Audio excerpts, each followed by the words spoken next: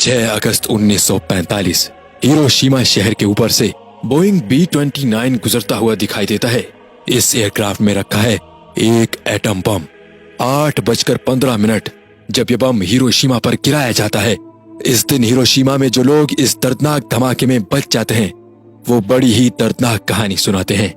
वो कहते हैं कि उन्हें पहले एक तेज चमकती हुई रोशनी दिखाई दी जिसकी वजह से बहुत से लोग अंधे हो गए। इसके बाद अचानक तेज आवाज इतनी जोर से कानों में बजती है जिससे कई लोग बहरे हो जाते हैं और 4000 डिग्री का टेम्परेचर जमीन पर था। इससे लोग कुछ ही पल में हवा में राख बन गए। ये चीज इतनी जल्दी हुई कि लोगों का साया वहां जमीन पर एक तरीके से रह ही गया।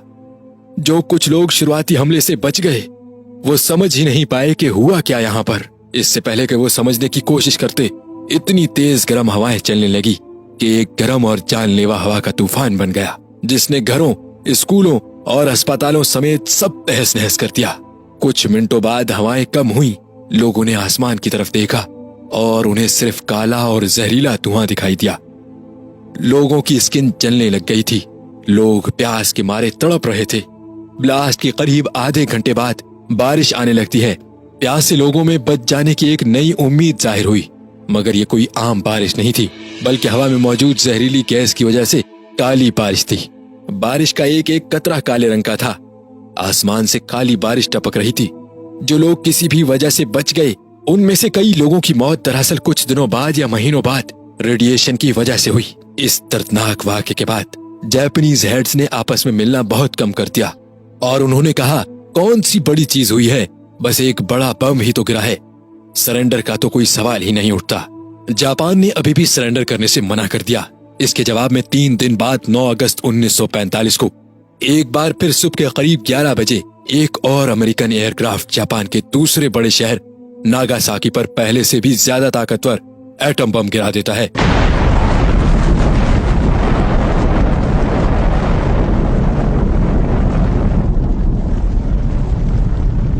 इस बम धमाके से आसमान में जो एक आग का गोला बनता है वो पहले से भी कई गुना ज्यादा बड़ा बनता है। कुछ ही पल में 40,000 से भी ज्यादा लोग मारे जाते हैं और लगभग सारा का सारा शहर मिनटों में तबाह हो जाता है।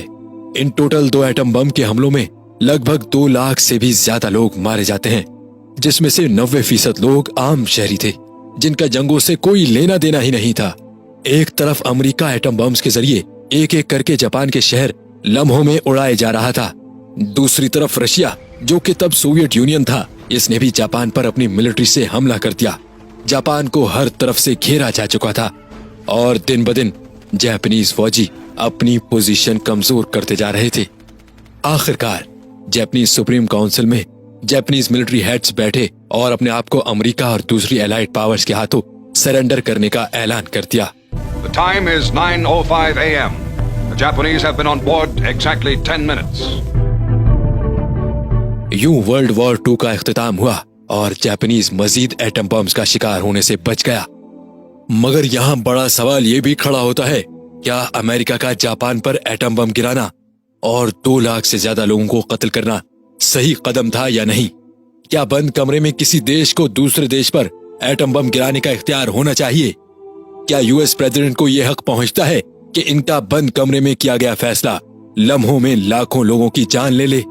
इस सवाल का जवाब तो बड़ा पेचीदा है, मगर एक्सपर्ट्स का कहना था कि इसके अलावा अमेरिका के पास और भी कई ऑप्शन थे जापान को हथियार डालने पर मजबूर करने के हवाले से। बहरहाल इस सब के बाद दुनिया ने वर्ल्ड वॉर 2 और एटॉमिक बम के असरात और तबाही से सबक सीखते हुए फैसला किया कि अब से नो एटम बम की पॉलिसी अपनाई जाए और होपफुली आज तक उसके बाद किसी भी मुल्क ने एटम बम का इस्तेमाल नहीं किया।